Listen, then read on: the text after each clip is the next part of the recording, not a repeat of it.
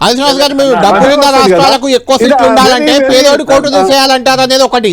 రెండోది ఇంకా మీకు డైరెక్ట్ స్ట్రైట్ క్వశ్చన్, 16, 17, 18 తేదీల్లో పార్లమెంట్ లో బిల్లు పెట్టి ఆమోదించుకునే దిశగా ఎన్డీఏ ప్రభుత్వం పోతుంది. ఇండియా కూటమి దానికి మద్దతు ఇస్తుందా? ఇవాళ స్ట్రైట్ గా చెప్పండి. ఇప్పుడు వాళ్ళకి బలం ఉందని ఏం చేస్తారో చూడాలి. మా ఆలోచన వాళ్ళు తీసుకుంటారో చూద్దాం. ఇక్కడ ఒక విషయం మీకు చెప్తా సార్, ఆ అంశం వచ్చే కంటే ముందు, ఈశాన్య రాష్ట్రాలు కేంద్ర పాలిత ప్రాంతాల్లో జనాభా లెక్కల ప్రకారం సీట్లు ఇచ్చారని, లోకసభ సీట్లు అన్నా లేలే.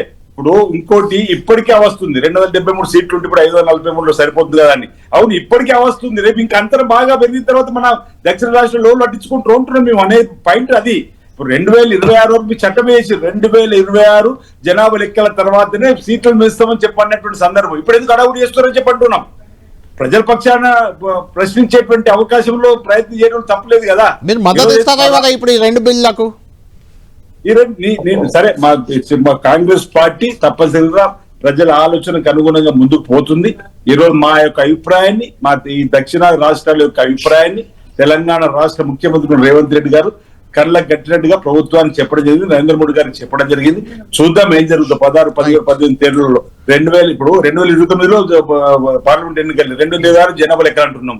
ఒకవేళ చిత్తశుద్ధి ఉంటే 2026 జనాభా లెక్కలు పూర్తి చేసి 2028లో చట్టం చేసుకుని 2029లో కూడా ముందుకు పోవచ్చు.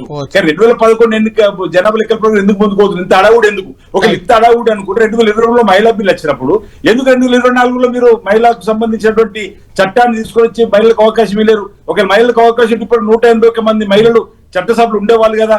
మహిళా అసెంబ్లీలు కూడా 2024లో జరిగినటువంటి ఎన్నికలు వచ్చేవాళ్ళు కదా.